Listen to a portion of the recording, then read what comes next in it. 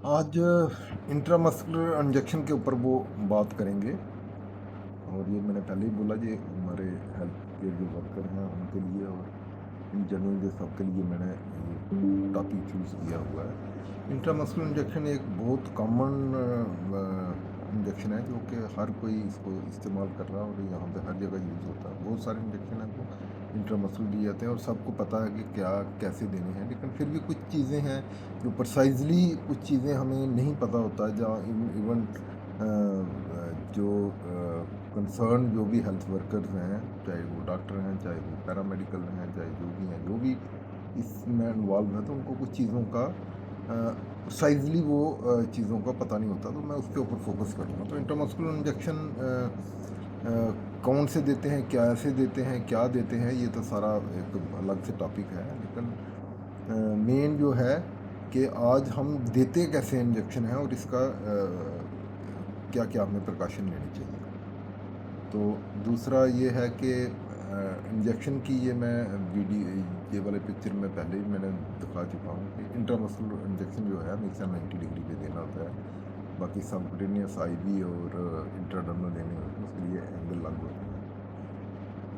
तो ये types of injection हैं, इतने सारे इंजेक्शन होते हैं, लेकिन हम जो बात जो कर रहे हैं आज सिर्फ एक टॉपिक के ऊपर बात कर रहे हैं। बाकी वाले जितने भी इंटरडर्मिक और इसके ऊपर मैं इनको दोबारा से मैं इस टॉपिक को आगे बाद में कवर करूँगा। तो प्रोसीजर इंट्रामस्कुलर इंजेक्शन के लिए हमें इक्विपमेंट जो चाहिए वो एक सिरिंज चाहिए, स्टाइल नीडल उसके साथ ही होती है, मेडिकेट्रेशन या पायल एम्पल जो भी हमें देना है। एक हमारे पास सेपरेट जो अल्कोहल स्वैब होना चाहिए, ग्लव्स अगर चाहिए तो ठीक है वो भी और कॉटन गाज और एक उसको डिस्पोज ऑफ करने के लिए एक शॉप जो कंटेनर है वो चाहिए होता है। तो अब मैं स्टेप बाय स्टेप इस प्रोसीजर को बताऊंगा। सबसे पहले आपने हाथ अच्छे से वॉश करने हैं। अगर आपको ग्लव्स डालने हैं तो डालो, नहीं तो अच्छे से हाथ वॉश हैंड वॉश होनी चाहिए। मेडिसिन को अच्छे से चेक करें, पहले उसका नेम, मेडिसिन जो लिखी हुई है प्रिस्क्रिप्शन, उसके बाद उसकी डोज क्या है, एक्सपायरी डेट क्या है, और फिर हमने मेडिसिन को सिरिंज में ड्रा करना है। और अगर उसमें एयर बबल्स कहीं आते हैं तो वो आपने उसको अच्छे से रिमूव करना है।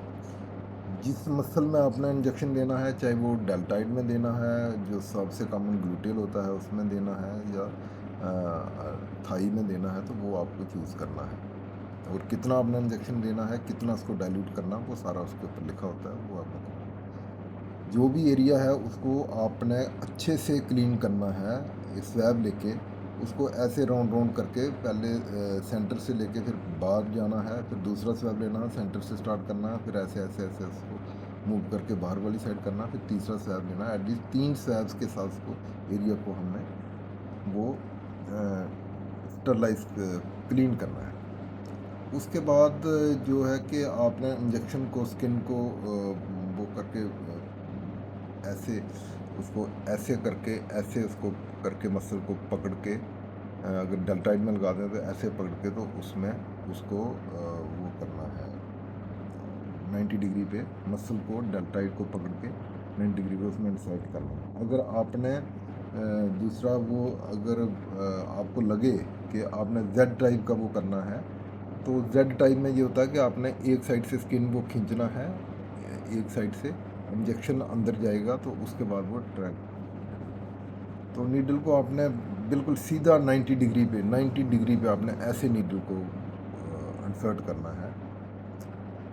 तो उसके बाद आप नीडल जब अंदर आप इंसर्ट करोगे देन उसको फिर सक करना है कि उसमें कोई ब्लड नहीं आए। ब्लड आएगा तो इसका मतलब ब्लड वेसल में गया, ब्लड वेसल में अगर आप इंजेक्शन दोगे तो आईएम नहीं, वो आईवी बन जाएगा। तो उसको आपने चेक करने के लिए अगर इमिडिएटली वहाँ पे है तो उसको विदड्रा कर लेना, तो आपने फिर वो प्रोसीजर दोबारा से रिपीट करना है।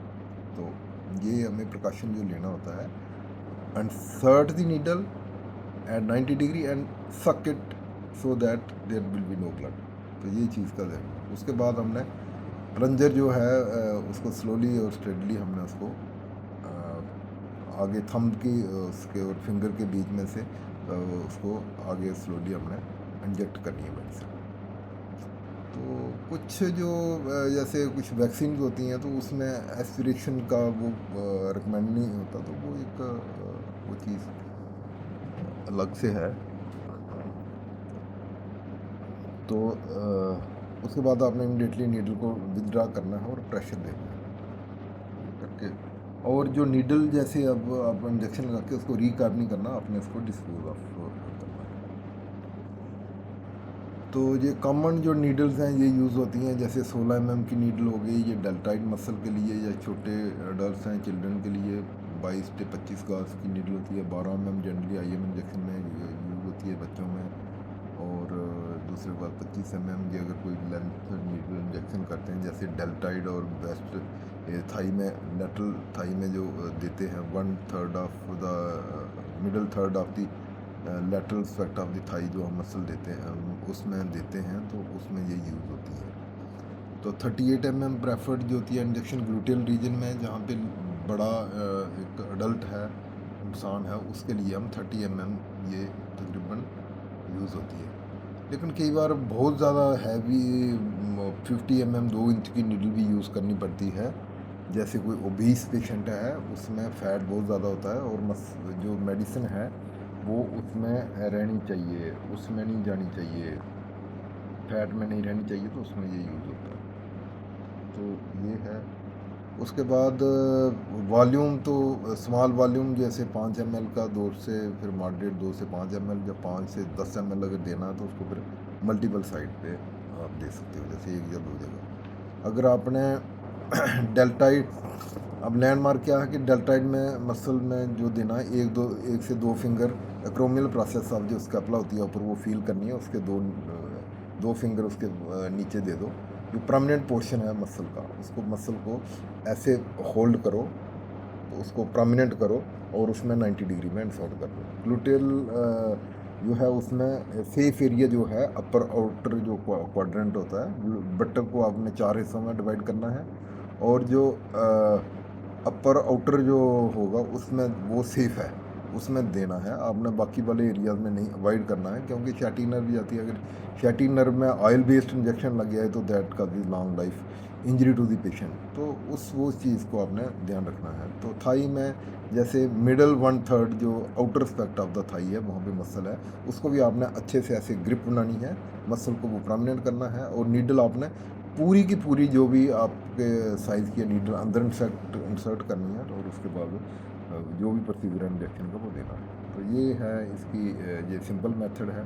ऐसे आपकी नीडल आएगी, ये जहाँ से मसल में जाके एस्पिरेट करके उसको करना। दूसरा ये जेड ट्रैक, जैसे मैंने पहले बोला था, इसको ऐसे खींच के, तो इसमें आपने इसको ये मसल तक जाना चाहिए, और आपने वही प्रोसीजर करके जहाँ पर सेट करनी है। इसके जब आप स्किन को रिलीज़ करोगे तो ये जेड ट्रैक बनेगी, जो इंजेक्शन लीक नहीं होगा।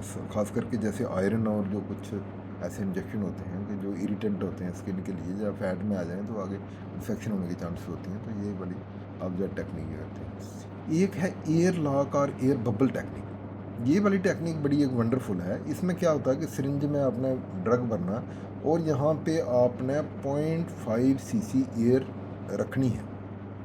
जब एयर होगी तो आपने जब नीडल आपने ऐसे रखी होगी तो ये यहाँ पे एयर यहाँ पे आ जाएगी और ऊपर रहेगी।